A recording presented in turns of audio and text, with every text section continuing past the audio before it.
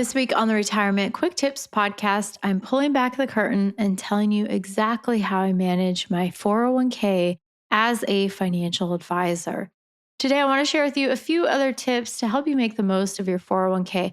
I didn't address these previously in terms of how I invest, how I manage, how much I log in, how often I rebalance, but they are still important. So, one of the things that has become more and more widely available in recent years with 401k online portals is they have become so robust. There are lots of great tools available in most of these providers' 401k websites.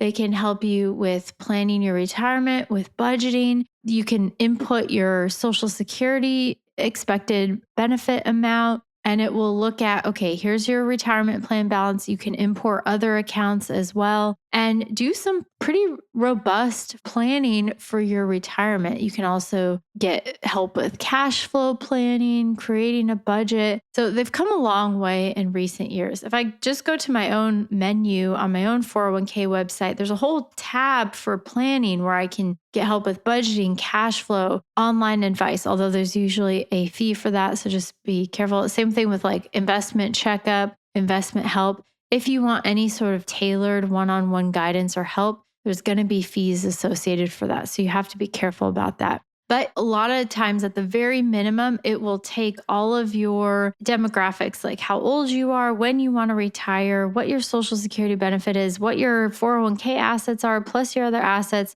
and it will do some projections for you for retirement. So it can be really helpful to use some of these tools. You just want to be cautious about it. I actually don't use the tools available because I don't need to as a financial advisor. I have other tools that are more robust and customizable. And I also don't want to tell my 401k plan provider all these things about me. So there are other places you can do this. If you work with a financial advisor, I don't think that this is necessary. It's probably overkill. If you have other accounts in other places like Fidelity or Schwab or Vanguard, like a lot of these tools exist in a lot of places. Even your own bank account is going to have the ability to allow you to link different accounts together so you can view them all in one place. But even though it's a helpful tool, you want to be very cautious about when you use those. So pick one where you're like, okay, I know I'm going to maintain my account here of all the places. So like I'm going to link my accounts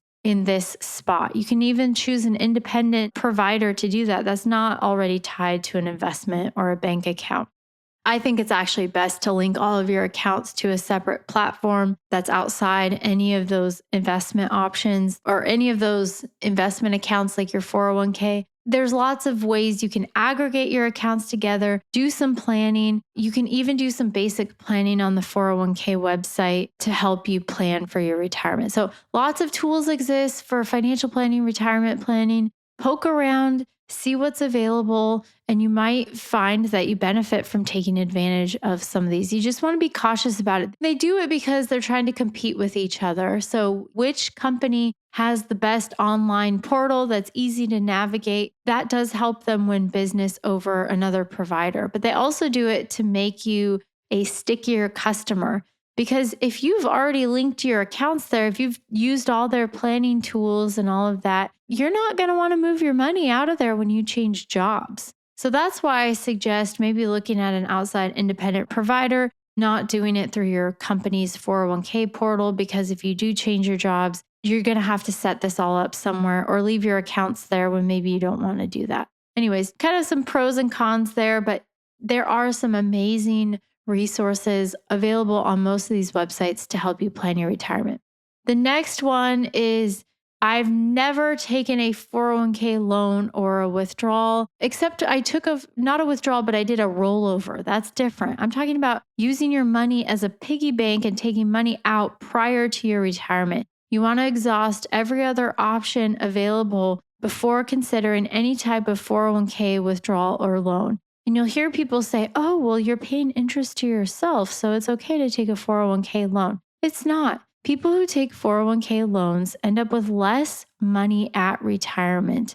The explanation about why that is a little bit beyond the scope of today's podcast. But essentially what happens is you take money out, then you have to repay that loan. And while you're repaying it, you're just repaying the loan. Most people are not contributing to their 401k on top of that.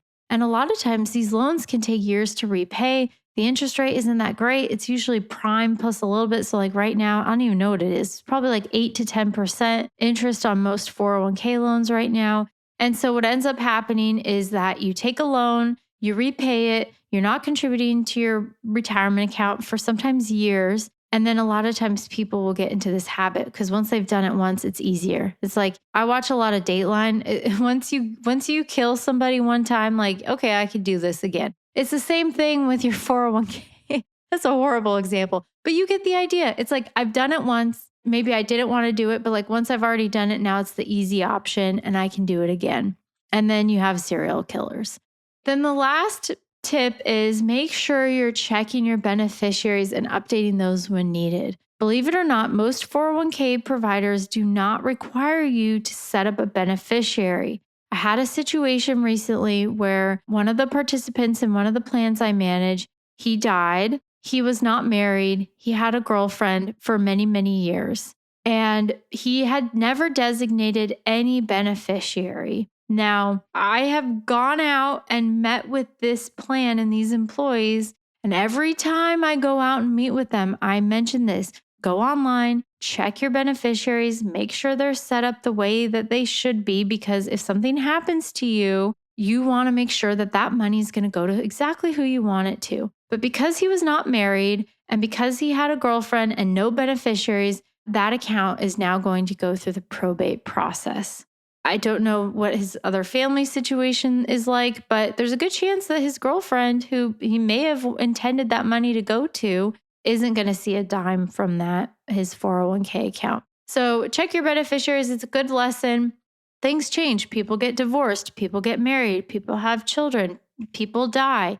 You want to make sure that those beneficiaries are up to date. Make sure you check that annually, at least when you're logging into your account. It's really easy to do. A lot of times online, you can check your beneficiaries. It shows you right there who your beneficiaries are. And you can usually even change that or update that online too without having to jump through a bunch of hoops.